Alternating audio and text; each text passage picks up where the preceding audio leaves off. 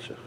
أعوذ بالله من الشيطان الرجيم بسم الله الرحمن الرحيم الحمد لله رب العالمين وأشرف الصلاة وأتم التسليم على سيدنا محمد وعلى آله وصحبه أجمعين اللهم إنا نبرأ إليك من حولنا وقوتنا وعلمنا وعملنا ونلتجئ إلى حولك وقوتك وفضلك يا ذا القوة المتين اللهم افتح على أسماعنا وأبصارنا وعقولنا وأفئدتنا فتحا يليق بجودك وكرمك وبعد فالسلام عليكم ورحمة الله وبركاته. We'll continue inshallah with the second lecture of the 40 Hadith of Nawawi radiallahu anhu. We started last time with the first Hadith, that is إنما الأعمال بالنيات. At the previous lecture we spoke about the meaning of the intention. What does it mean? And we spoke about the different levels of action, how it starts with pre-contemplation, contemplation, then resolution, execution, and perseverance. These aspects are all involved in the sidq, right? The truthfulness. So whoever had the notes, just add actually the aspects of truthfulness, because this is where we need to emphasize, because the truthfulness includes the sincerity, that is the ikhlas, and it includes the resolution, that's the resolution, that is azima, the will, the irada, and then the execution, that's sidqul amal, and then the perseverance, that is istiqama, right? So these are the dissected layers of intention that would lead to an action. And we mentioned about the sir, what is hidden and what is sub-hidden or subconscious, as we mentioned before. And we also mentioned that the a'mal are based on the intention. So al-a'malu bin-niyat, right? This is, inshallah, we will continue to explain in today's lecture, inshallah. So,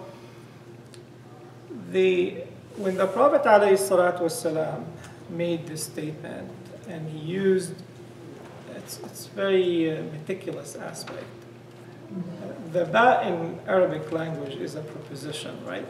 What we call like harfu jar, right? It's a proposition. And it is actually the shortest proposition, right? He didn't say minan niyat, right? It's out of the intentions. He didn't say ta'tamidu ala niyat, based on. He said bi. And bi means like, it's what they call mulasaqa. It's like unity. You say amsaktu bil qalam. In Arabic you say amsaktu bil qalam, as opposed I held the pen.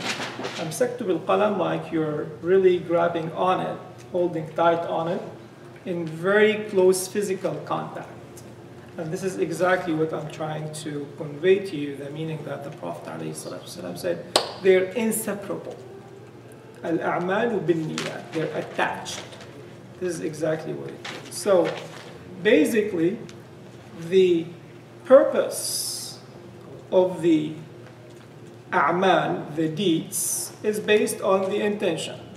The acceptance of the a'mal, the deeds, is based on the intentions. The validity of the a'mal is based on the intention. And you can go on and on and on. And this is how scholars actually derived so many rules from this hadith. To a point I told you before that Imam al-Shafi'i said, this hadith is a third of the knowledge. قال هذا ثلث العلم, right? And he said it really mingles with like over 70 aspects of the fiqh. It's very much in every single thing you do, right? So, and this is the, يعني how eloquent the expression of the Prophet ﷺ. He used it like in a so subtle way, actually, to convey that hadith. They're very much unity of the intention and the deeds. For that reason, when we say the purity of the intention, right? That's the tawheed, right? When we say purity of the intention, that is ikhlas. And that's the sidq of the niyyah. So here is an important hadith that the Prophet ﷺ pointed to. And he said to the companion, this is a beautiful hadith, قال أخلص دينك يكفيك القليل من العمل. أخلص دينك يكفيك القليل من العمل. أخلص meaning make it pure. دينك, your faith. Right? And then little of work, little of deeds would be sufficient for you. Right? This is a direct hadith, or a direct meaning actually what's إنما الأعمال بالنيات. What does that mean? So yeah, man, if you heard this hadith, the Prophet ﷺ, and I believe it was to Mu'adh or whomever companion, when he says like, you purify your deen and then يكفيك القليل من العمل. So enough deeds or little deeds would be sufficient for you. What would that mean to you? How would you interpret this? It doesn't matter how much you do. What matters is how pure your intention is in what you do. Okay, that's a good meaning, but still does not give the full meaning of the hadith, because how is little work is going to be sufficient then? Because there's more value, more quality in what you're doing. Acceptance.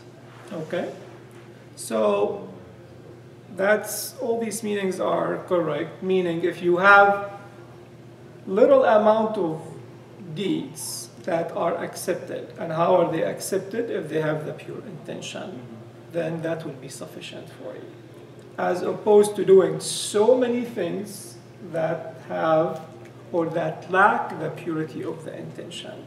Can it mean that not just in terms of getting reward from Allah subhanahu wa ta'ala, but also in terms of effects even in this world, like benefiting people? This is exactly what I was trying to, the meaning that I was trying to. The Prophet ﷺ actually did not specify what amal is. It was general term. Because I was going to say, your immediate interpretation would be when you pray, then you pray with good intention, you fast, you give in charity, then that would be sufficient. The Prophet ﷺ actually left it vague, which means any amal, right? And that would include ritualistic deeds or worldly work. And this is the miraculous aspect of this hadith. So, when it comes to ibadah, to worship, when you have little amount of worship with a pure intention, it's going to be sufficient, because Allah subhanahu wa ta'ala, all what He wants actually to see your tawheed. Right? And any deed that is accepted will get you, inshallah, to the Jannah. Right? And you do little with purity, then Allah will accept it, as opposed to coming with mountains of work. This is what the hadith said, right? People would come with deeds like they're worth, or they appear on the surface like they're mountains worth, right? When they're put in the scales, on the scale of the Day of Judgment, they're like dust. Why is that? Because they lack the tawheed, they lack the intention, they lack the ikhlas. إنما الأعمال بالنيات. What really would lead to the ultimate reward is the true intention. Doesn't matter how big it is. The Prophet ﷺ, for example, said, رُبَّ دِرْهَمٍ سَبَقَ أَلْفَ دِرْهَمٍ. When people came to give a charity to the Prophet ﷺ, people came with tons of money, and one person would come with one dirham, $1. And he said $1 probably have one or over beat like, ألف dirham, 1,000 dirham. Why? That's the ikhlas. The ikhlas would get you way further than someone who lacks the ikhlas. Obviously, the more ikhlas you have and the more you do, it's the more rewarding, right? So that's one of the things. The other thing is that, Allahumma salli ala Sayyidina Muhammad. So that's when it comes to the reward. The other thing,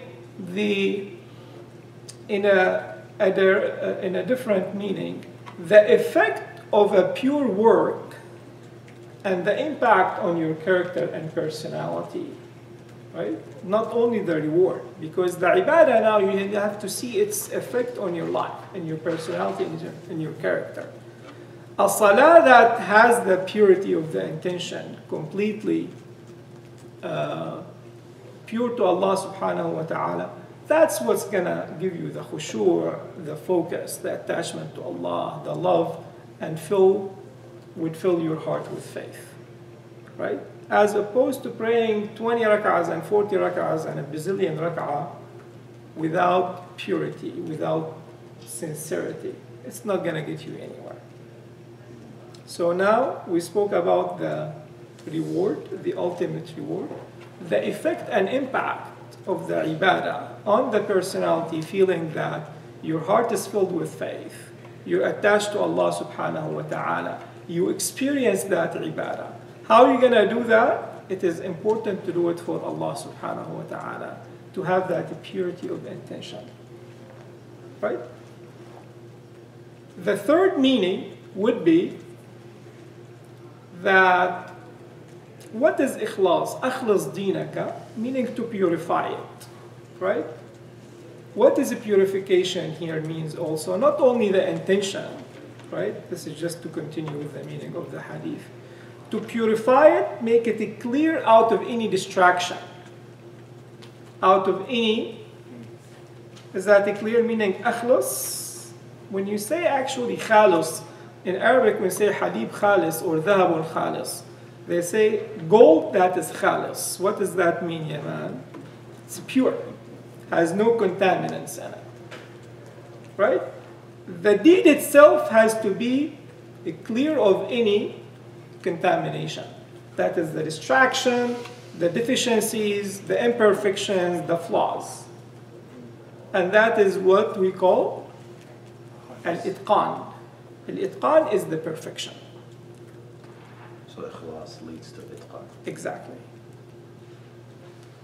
When you do a little that is perfect, would be sufficient for you, right? Al-itqan, that is a direct effect of the ikhlas, a direct effect of purification of the intention. Al-itqanu fil amal is the perfection of your work in anything you do. And that's why people always talk about attributes of success and, you know, what a successful businessman, and right? Perfection of work. Well, that is the purification of the intention. That's the first hadith of Riyadh al-Salihin, the first hadith of Nawawi collections. These are the 40 plus hadith of success in this life and the hereafter. Where is that came? We're still in إِنَّمَا الْأَعْمَالُ بِالنِّيَّاتِ. The first three words actually of this hadith. We haven't yet moved to hadith 32, and hadith 32 actually has a special value too. That's why I always quote it. So, is that clear now? When you have something perfect, little of it would be sufficient as opposed to something lousy, mediocre. Hence, there is no mediocrity, no room for mediocrity in Islam. And this is where إِنَّمَا الْأَعْمَالُ بِالنِّيَّاتِ.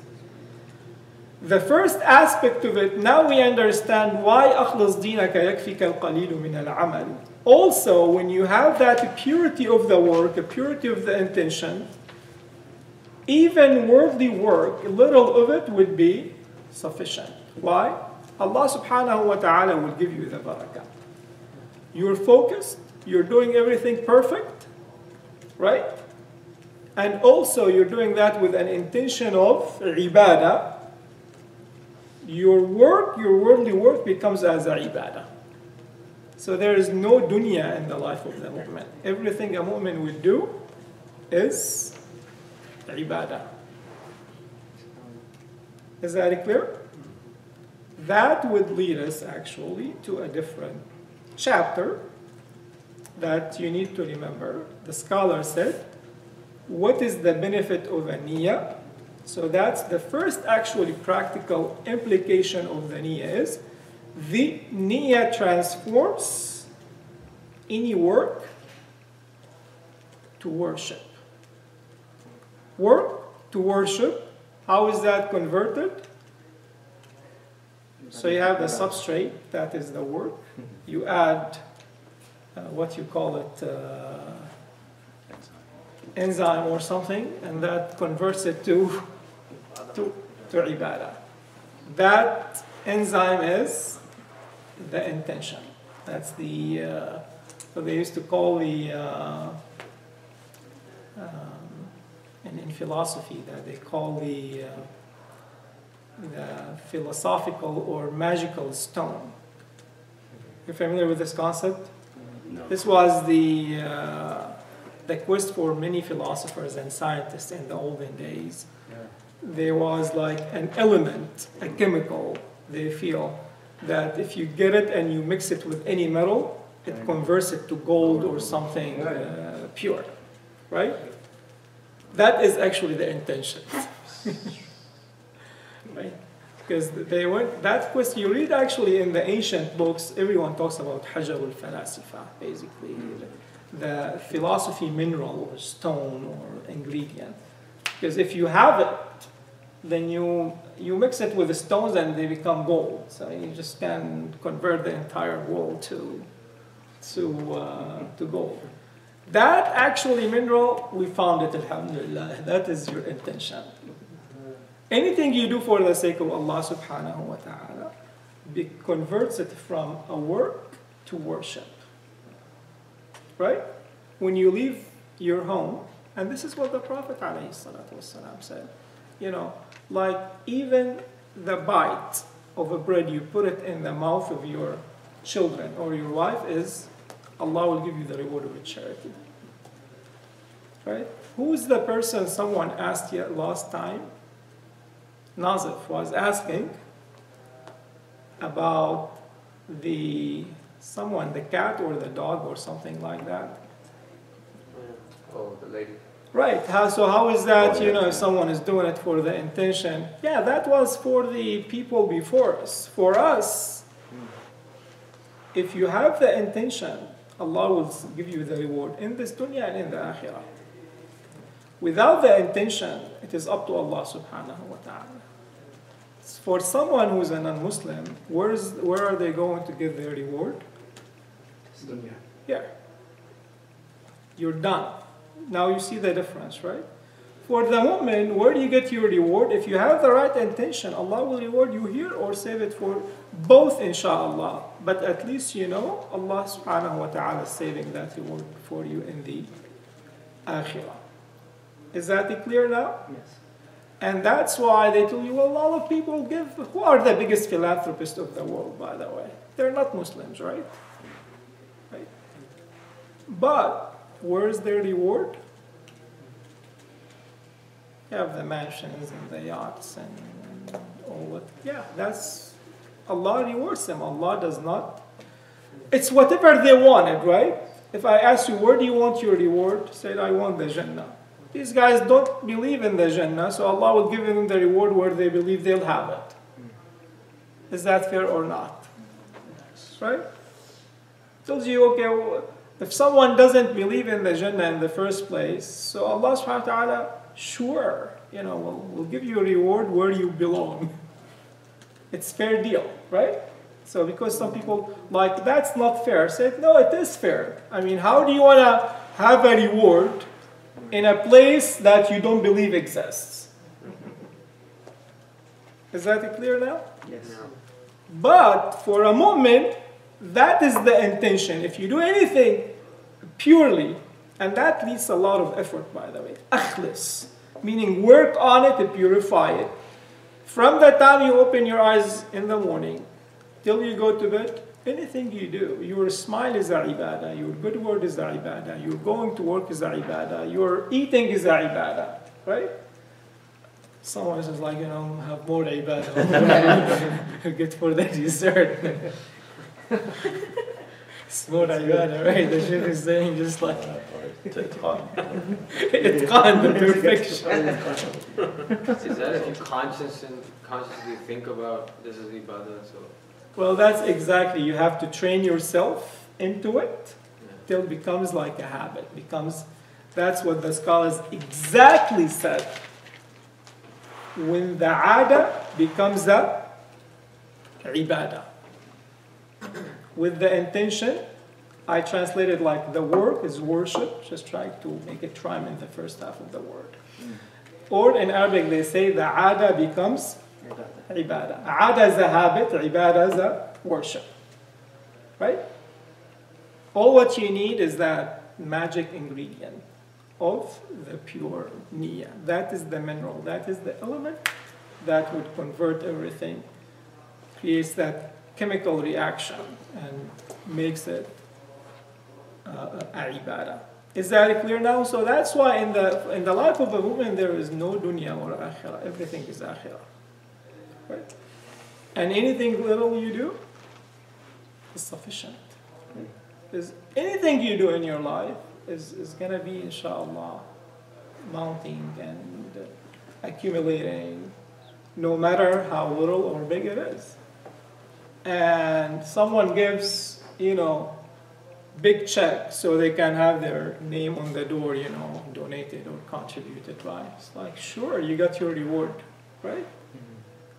It is about, that's, إِنَّ اللَّهَ لَا يَنْظُرُ إِلَىٰ صُوَرِكُمْ وَأَجْسَامِكُمْ وَلَكِنْ يَنْظُرُ إِلَىٰ قُلُوبِكُمْ التَّقْوَى هَا هُنَا. He said the piety is here. The piety is a product of the intention also. It's all about the work of the heart, not the work of the body. It's a spiritual aspect as opposed to the physical aspect. And that is, again, the niyyah. What Allah said, يَعْلَمُ السِّرَّ وَأَخْفَى. He didn't say, knows what you say. No, he said, that's a given, of course, but he knows what's here and what even you don't know yet. What's cooking here and you have not. It's still like in the phase of precursors of neurotransmitters that you haven't become aware of yet. Is that clear? Yes. So this is what the niyyah is. إِنَّمَا الْأَعْمَالُ بِالنِّيَّةِ. So the first, are you guys following? Yes. Because now it's going to get a little bit more complicated. So the first application of the niyyah, converting the ada to ibadah. What does the niyyah do? Transform actually the aspect of ibadah itself. Right? How is that possible?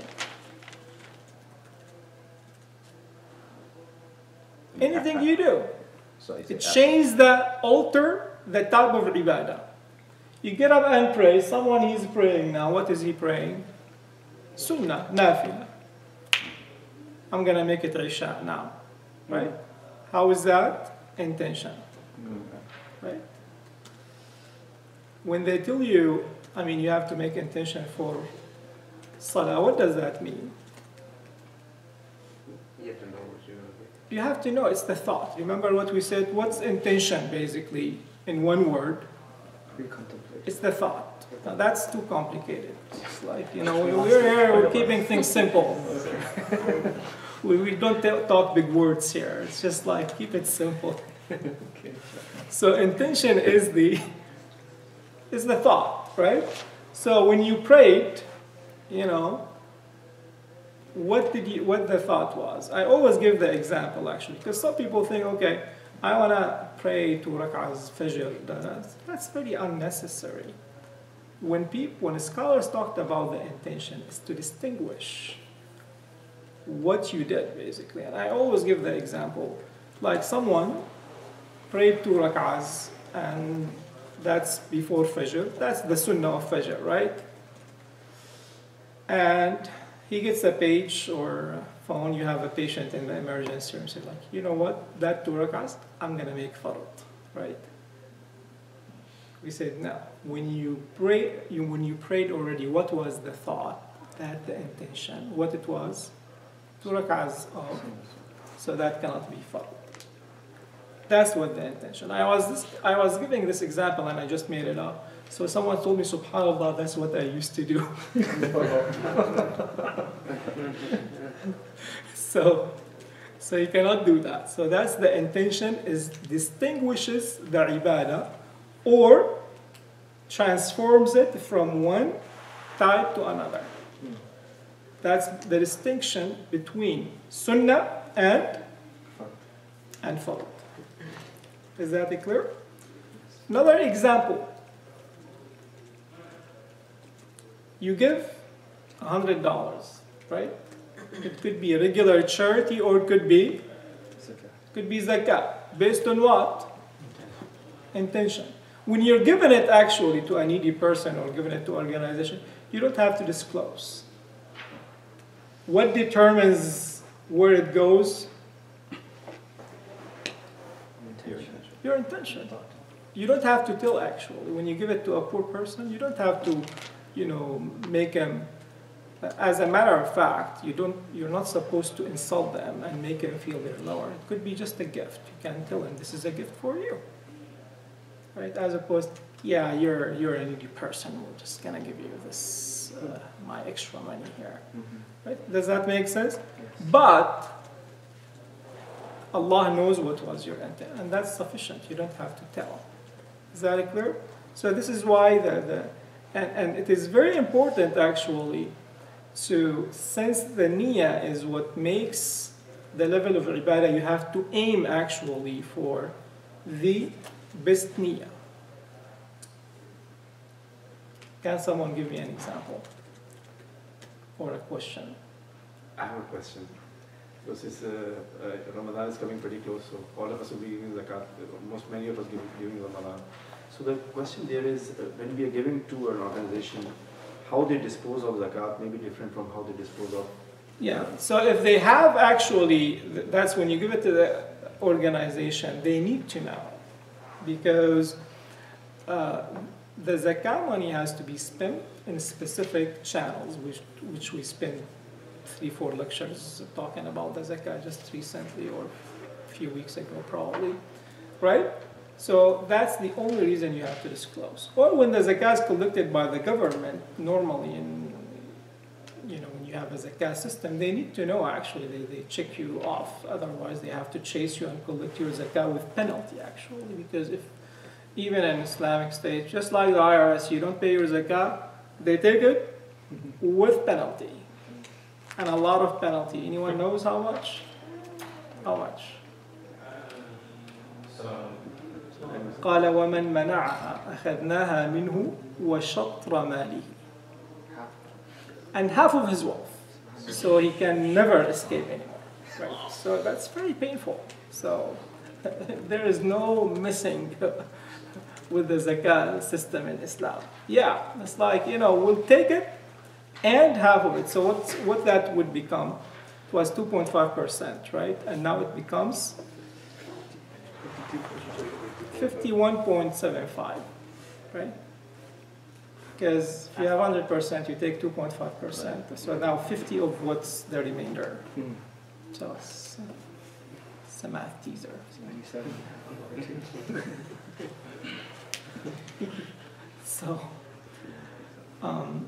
So that's the intention. Usually is not necessary for these things, but someone, since they don't know and they have to spend it in a certain way, then you have to disclose.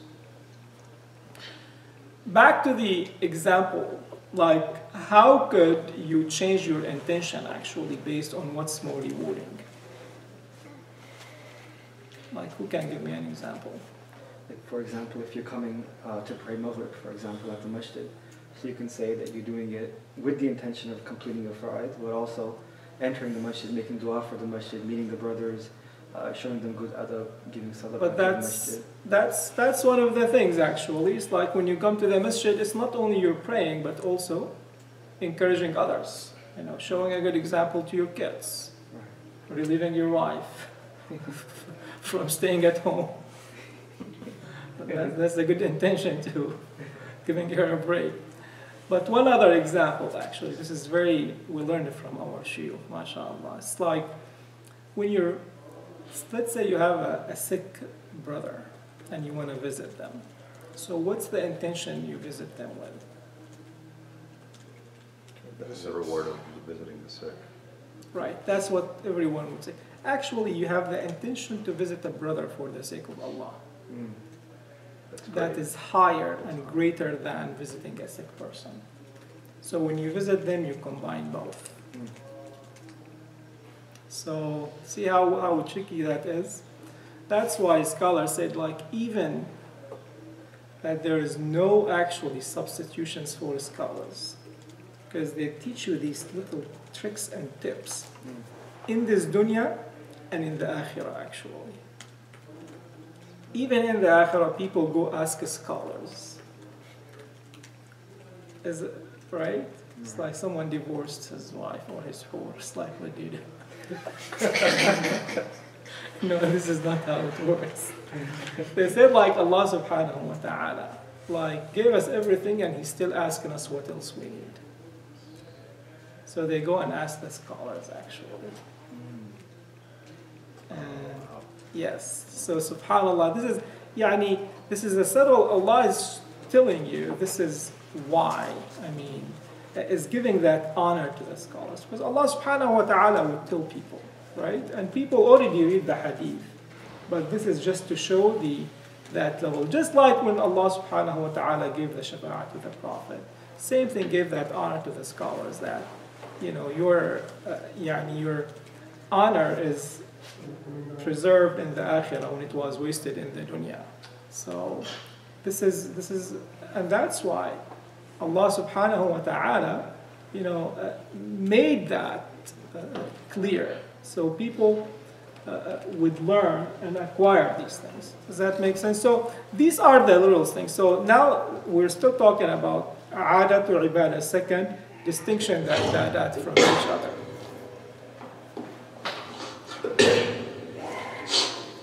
Another example. What other examples where the ibadah could be something and you get the intention? Allahu Akbar, Allah. Could you just tell him make it a quick adhan? Just in 30 seconds he needs to finish the adhan. Yeah, tell him make it very fast.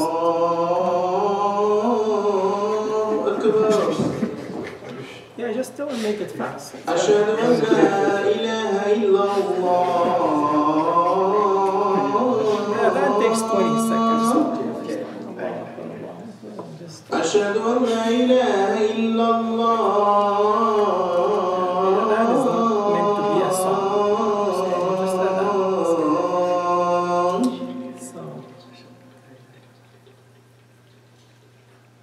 Ashhadu anna Muhammadan Rasulullah.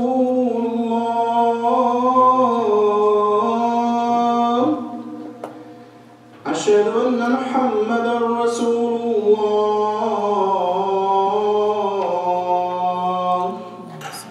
Hayya ala as-salah. Hayya ala as-salah. Hayya ala al-falah. Hayya ala al-falah.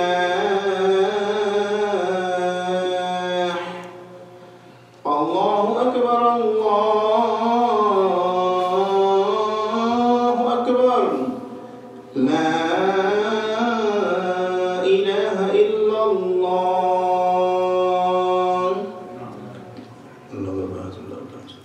So one other example is actually, which is very important, is the slaughtering the animals.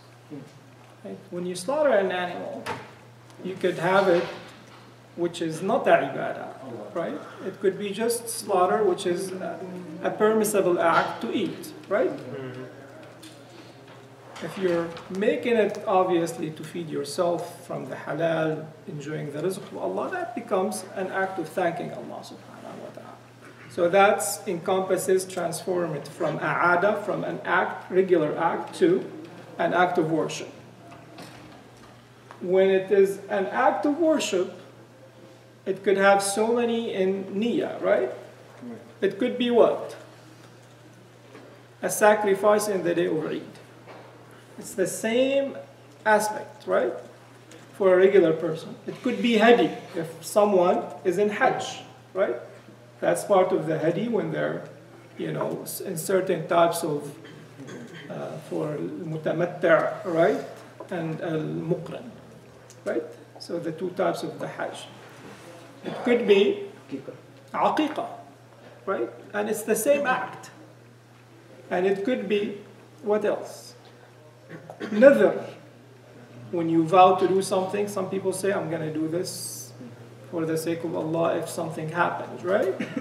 Or it could be just regular charity. Right? Does that make sense? إِنَّمَا الْأَعْمَالُ بِالنِّيَّةِ. Right? Or it could be, what we call, same thing with the dhabh, is the wakala. What does wakala mean?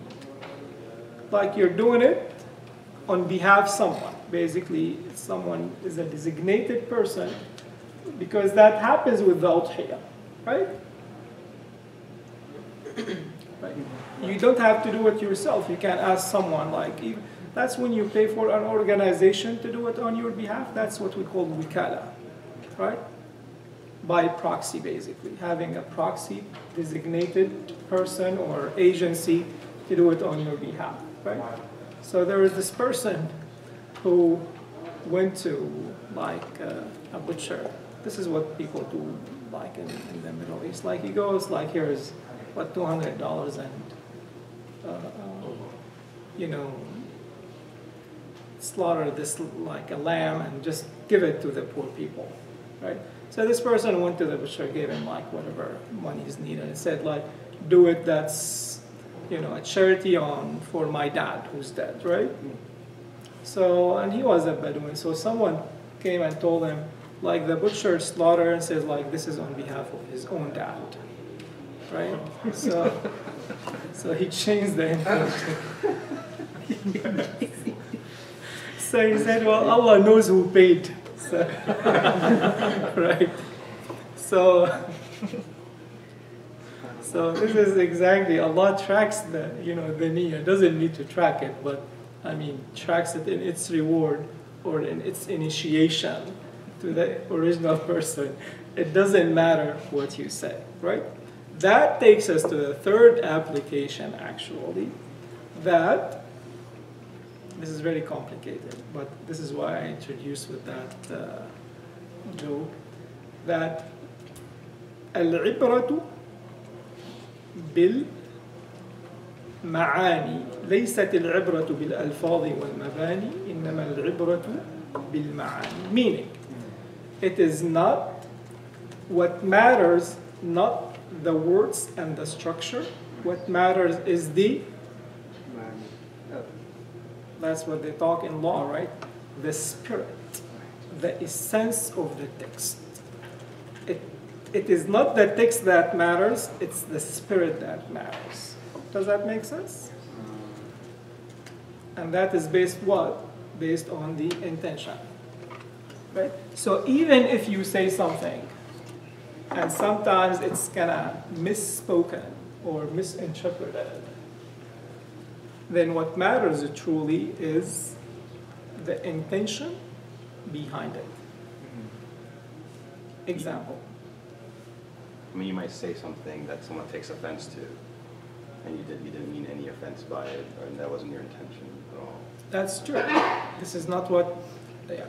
So, let's say, I'm gonna give you an example. This is very common when you have transactions, right? So financial transactions. It's very important when it comes to marital and divorce issues, actually.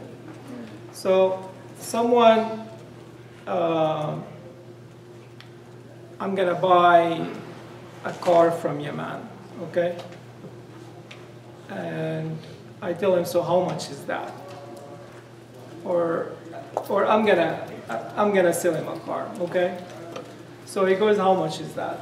So And we're kind of always lost between here and overseas, right? So I tell him it's like 10,000 liras, right?